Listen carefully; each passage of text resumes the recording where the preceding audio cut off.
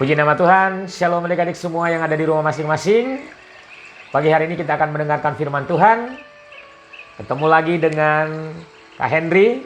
Walaupun kita sekolah minggu masih tetap lewat online, tapi kakak percaya adik-adik semua tetap bersemangat dan antusias di dalam Tuhan. Nah adik-adik, pagi hari ini kakak akan membagikan firman Tuhan buat adik-adik semua. Dan kakak akan membagikan tentang tujuan hidup orang percaya. Ya, kakak dan adik-adik kita adalah orang percaya. Dan kita adalah orang-orang yang mempunyai tujuan di dalam Tuhan. Ya, apa itu tujuan kita? Nanti kakak akan bahas lebih lagi. Namun kakak minta adik-adik semua supaya tetap fokus, serius sampai pemberitaan firman Tuhan ini selesai. Ya, kakak yakin dan percaya bahwa adik-adik kelas Holy dari sejak adik-adik ada di kelas Love sudah sangat sering mendengarkan kisah tiga tokoh dalam Alkitab yang bisa mempertahankan imannya, bisa berkata tidak kepada hal-hal yang bukan perintah Tuhan. Ya, siapa itu adik-adik? Yang pertama adalah Sadrak, yang kedua Mesak, yang ketiga Abednego. Nah, kisah ketiga tokoh ini yang mengingatkan kita supaya kita bisa mempunyai tujuan kita kepada Tuhan. Ya, tujuan hidup kita bukan untuk diri kita sendiri, tetapi yang terpenting adalah adik-adik harus punya tujuan hidup untuk Tuhan. Ya, kenapa untuk Tuhan? Tujuan hidup kita kenapa untuk Tuhan? Tujuan hidup yang seperti apa? Ya, tujuan hidup kita untuk Tuhan. Yang pertama, tujuan hidup kita harus memuliakan Tuhan. Yang kedua, tujuan hidup kita harus menyenangkan hati Tuhan. Memuliakan Tuhan lewat mulut kita memuji, kita menyembah, itu pun salah satu tujuan hidup kita. Lalu tujuan hidup kita adalah menyenangkan hati Tuhan. Menyenangkan hati Tuhan dengan cara apa? Tetap sama. Menyenangkan hati Tuhan bukan harus memberikan sesuatu uang kita kepada Tuhan.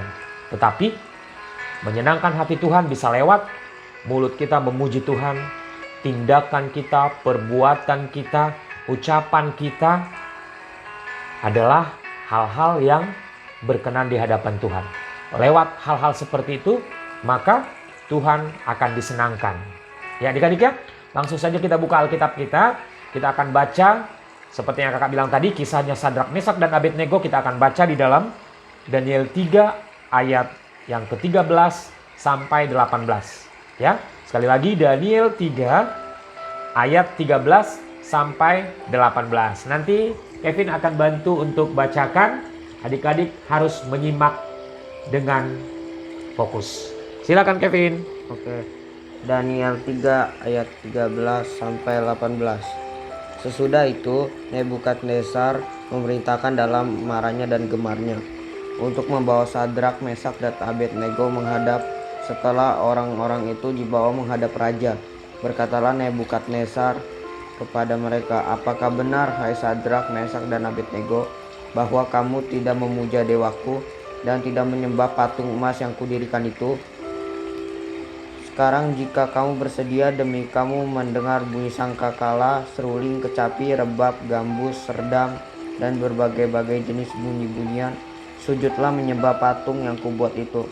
Tetapi jika kamu tidak menyembah, kamu akan dicampakkan seketika itu juga ke dalam perapian yang menyala-nyala, dan dewa manakah yang dapat melepaskan kamu dari dalam tanganku?" Lalu Sadrak, Mesak, dan Abednego menjawab, "Raja Nebukadnezar, tidak ada gunanya kami memberi jawab kepada tuanku dalam hal ini.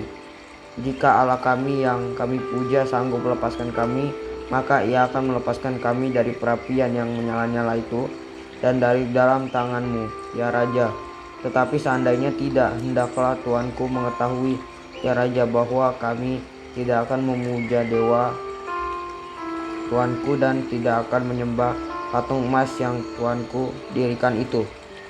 Ya, dalam kisah ini bahwa seorang Raja Nebukadnezar membuat suatu patung yang terbuat dari emas yang tadi kita baca. Ya. Akan tetapi Raja Nebukadnezar memerintahkan semua warganya, semua masyarakat yang ada pada saat itu untuk menyembah sujud kepada patung emas yang dia dirikan.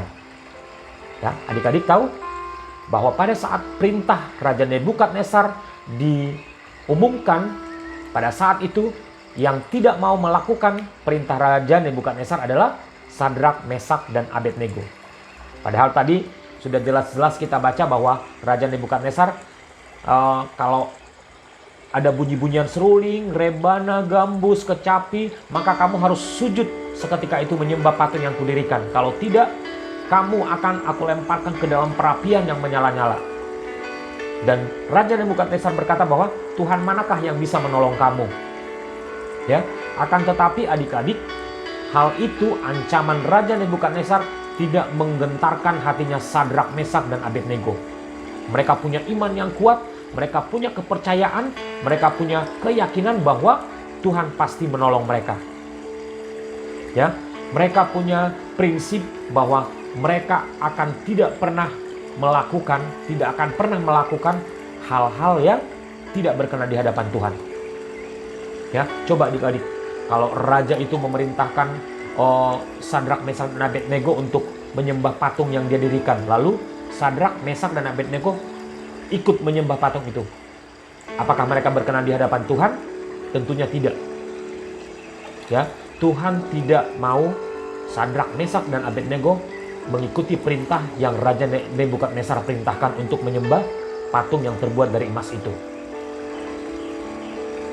Ya, jadi adik-adik, Sadrak, Mesak, dan Abednego tetap pada pendiriannya bahwa mereka tidak akan pernah melakukan hal-hal yang tidak berkenan di hadapan Tuhan atau hal-hal yang menentang kebenaran firman Tuhan. Ya, sampai adik-adik, Raja Nebukadnezar benar-benar mencampakkan atau memasukkan mereka ke dalam perapian yang menyala-nyala. Apinya bukan kecil adik-adik. Apinya bukan hanya sekedar api seperti yang kita lihat kalau ada orang bakar sampah. Tidak. Tetapi ini api yang sangat besar. Api yang sangat panas. Dan saat Sadrak, Mesak, dan Abednego benar-benar menolak perintah Raja Nebukadnezar untuk menyembah patung, maka Raja Nebukadnezar memerintahkan anggotanya untuk menangkap Sadrak, Mesak, dan Abednego dan membuang mereka ke dalam perapian yang menyala-nyala itu. Akan tetapi adik-adik, tadi yang kita baca bahwa Tuhan tidak pernah meninggalkan orang yang selalu melakukan kebenaran. Maka dari itu adik-adik, kita semua, adik-adik, kakak, Evin, harus berani berkata tidak kepada hal-hal yang tidak berkenan di hadapan Tuhan. Contohnya, harus berani berkata tidak untuk berbohong, harus berani berkata tidak untuk berkelahi, harus berani berkata tidak untuk mencuri, apalagi harus berani berkata tidak untuk tidak menolong orang. Apalagi coba adik-adik di rumah masing-masing ingat-ingat coba, apa aja yang sering kali kita lakukan, hal-hal yang tidak berkenan di hadapan Tuhan. Dalam hal itu, seperti yang dilakukan oleh ketiga tokoh tadi, Sadrak, Mesak, dan Abednego, kita harus berani berkata tidak kepada hal-hal yang tidak berkenan di hadapan Tuhan. Ya adik-adik ya, berani berkata tidak. Ya, kenapa kita harus berani berkata tidak kepada hal-hal yang tidak berkenan di hadapan Tuhan? Karena apa? Karena kita tahu Tuhan punya rancangan yang begitu indah atas kehidupan anak-anak sekolah minggu kelas Holy yang selalu melakukan kehendak Tuhan dalam hidupnya. Ya, Tuhan punya rancangan atau rencana yang indah, yang besar buat anak-anak kelas Holy yang selalu melakukan apa yang Tuhan mau, melakukan kehendak Tuhan dalam hidupnya. Dan kakak percaya, kalau kita selalu melakukan apa yang Tuhan mau dalam kehidupan kita sehari-hari, apa yang Tuhan kehendaki dalam kehidupan kita sehari-hari, maka Tuhan akan selalu menolong hidup kita seperti Tuhan menolong Sadrak, Mesak, dan Abednego pada saat mereka ada di dalam perapian yang menyala-nyala. Ya, kalau kita baca lagi ayat selanjutnya, adik-adik bisa baca setelah pemberitaan firman Tuhan ini, bahwa Tuhan memerintahkan malaikatnya untuk melindungi Sadrak, Mesak, dan Abednego di dalam perapian yang menyala-nyala. Bahkan raja itu melihat ada 4 orang yang ada di tengah perapian yang menyala-nyala itu. Ya, Sadrak, Mesak, dan Abednego, Tuhan kirimkan 1 malaikat untuk menemani mereka, melindungi mereka. Sehingga firman Tuhan berkata bahwa tidak sehelai rambut pun yang ada di kepala Sadrak, Mesak, dan Abednego terbakar. Sekalipun mereka ada di dalam perapian yang menyala-nyala, karena Tuhan sudah mengirimkan malaikatnya untuk melindungi mereka, maka Sadrak, Mesak, dan Abednego tidak terbakar. Ya, bahkan Raja Nebukadnezar terheran-heran melihat kejadian ini. Raja Nebukadnezar tercengang-cengang. Sampai Raja Nebukadnezar berkata bahwa terpujilah Allah Sadrak, Mesak, dan Abednego yang menolong mereka. Lewat kejadian itu adik-adik, bukan hanya Raja Nebukadnezar yang bertobat kepada Tuhan, tetapi semua orang yang menyaksikan kejadian itu, bahkan seluruh masyarakat yang menyaksikan kejadian itu pada saat itu, mereka semua bertobat dan menyembah Allahnya Sadrak, Mesak, dan Abednego. Karena apa adik-adik? Karena Sadrak, Mesak, dan Abednego berani berkata tidak kepada hal-hal yang tidak berkenan di hadapan Tuhan. Sekalipun ancaman akan mereka terima, tetapi mereka tetap punya prinsip. Mereka tetap beriman kepada Tuhan, dan mereka tetap percaya bahwa Tuhan pasti menolong orang yang melakukan kebenaran firman Tuhan, orang yang melakukan hal-hal yang berkenan di hadapan Tuhan. Adik-adik mau seperti Sadrak, Mesak, dan Abednego?